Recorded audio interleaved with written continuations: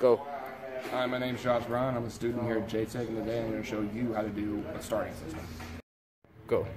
Okay, so now I'm going to show you how the whole starting circuit works. First, you got the battery. Now, the power from the battery goes to the starter solenoid and the ignition switch at the same time. But first, the power from the battery has got to go through the underhood fuse relay box.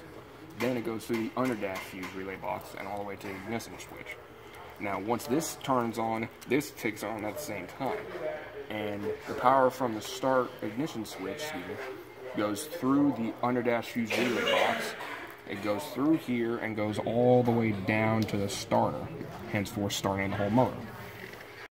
Okay, so basically the way a relay works is the power comes from the battery and comes into this coil here. And then the coil acts as a magnet for the switch here. And then this closes, and that connects both the sides, making this a stable ground.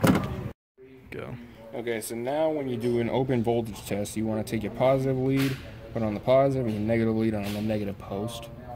And we have a reading of 11.65 volts, which means this battery is pretty close to being dead.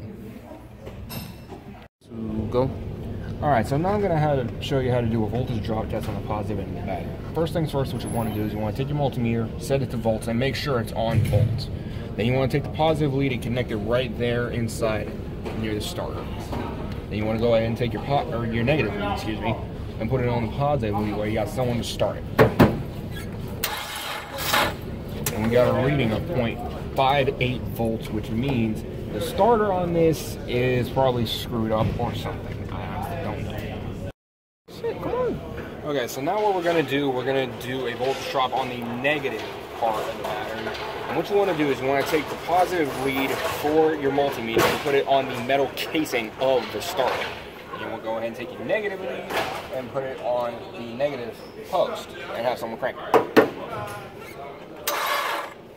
And we get a reading of 0.59 volts, which means it's still a little too high for a voltage drop.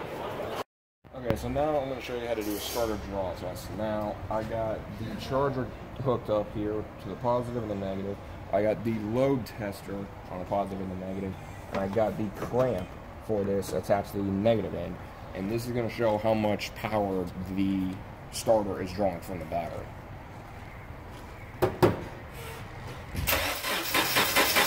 And it's got, and as you can see, it had about negative 144 amps, so that's how much it's drawing.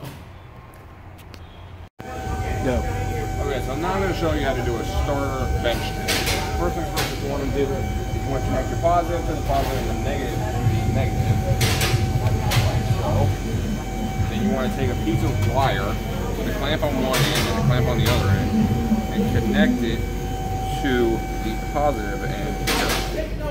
And then you want to take this ever so gently and put it into the starter board, but you want to make sure that this doesn't touch any other bit of metal.